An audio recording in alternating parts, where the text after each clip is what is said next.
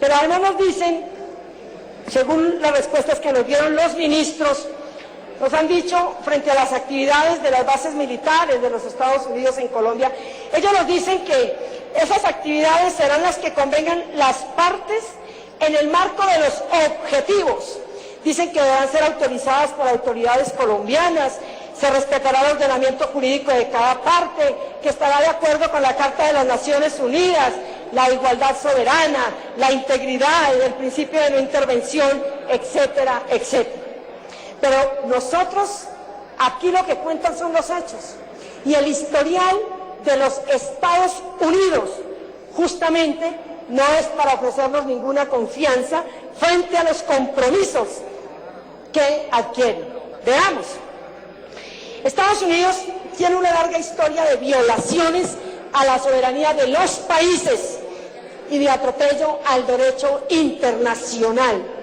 Basta mencionar, por ejemplo, las invasiones a Granada, a Panamá, a Irak, a Afganistán y un largo etcétera que ya todos nosotros conocemos. Estados Unidos tiene además numerosas leyes extraterritoriales que aplica más allá de sus fronteras, como el caso del embargo a Cuba, la guerra preventiva, el Plan Colombia, etcétera, etcétera. Resulta también muy poco creíble que los militares gringos vayan a subordinarse a las autoridades colombianas. No existe ningún tipo de reciprocidad ni en el acuerdo ni en las condiciones de cooperación. Imaginemos nosotros que supuestamente en esas condiciones de reciprocidad y de cooperación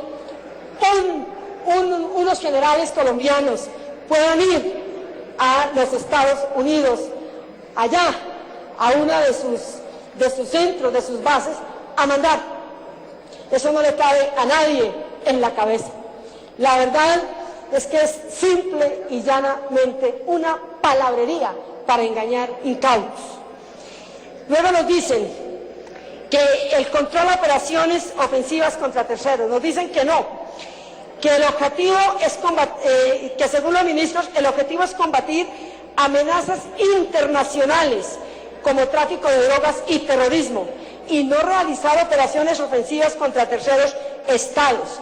Dicen que solo podrán realizarse estas operaciones con la condición de que sean autorizadas y acordadas. Uno se pregunta, ¿quién las acuerda? ¿Con quiénes se conviene? ¿Entre los Estados Unidos y Colombia? ¿O con los países que vayan a intervenir? ¿Qué significa esto? Es algo tan etéreo y tan general que es claro por qué razón los países de América Latina se sienten hoy no solamente preocupados, sino amenazados con la operación de estas bases en Colombia.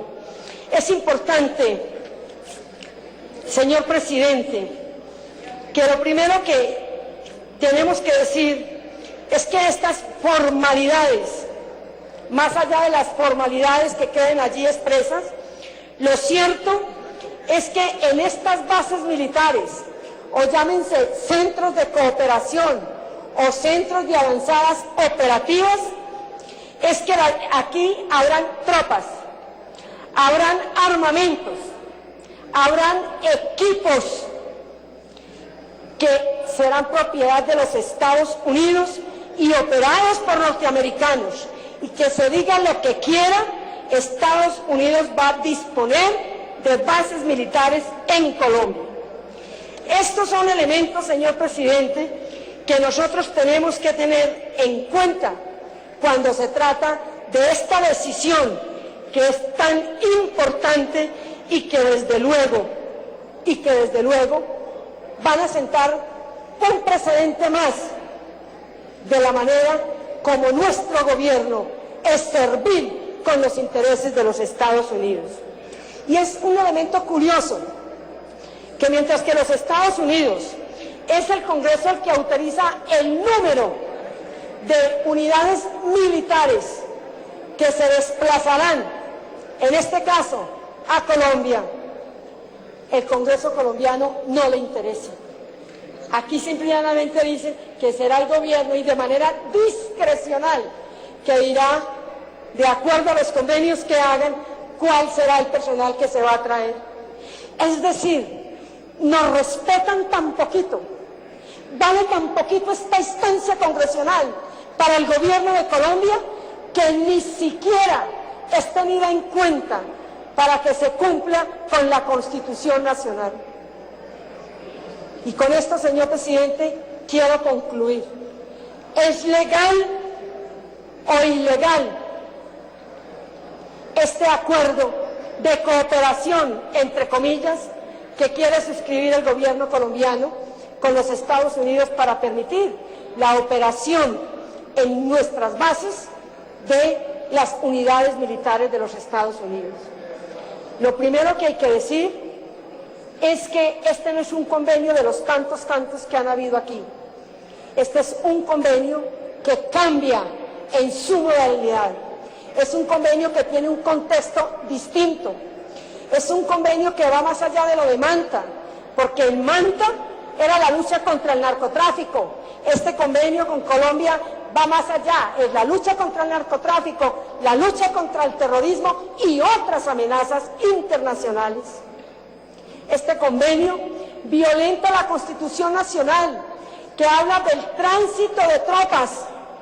Y aquí nos dicen que no va a haber tropas en tránsito porque no hay guerra ni van a combatir. Pero yo pregunto, lo cierto es que aquí van a haber unidades militares que van a permanecer, que van a vivir cotidianamente por 10 años en suelo y territorio colombiano. Esa figura, ¿cómo se llama? Permanencia, y por lo tanto debe ser debatida por el Congreso de la República, ser aprobado por el Senado, como cualquier acuerdo internacional, y tener el control de legalidad de la Corte Constitucional.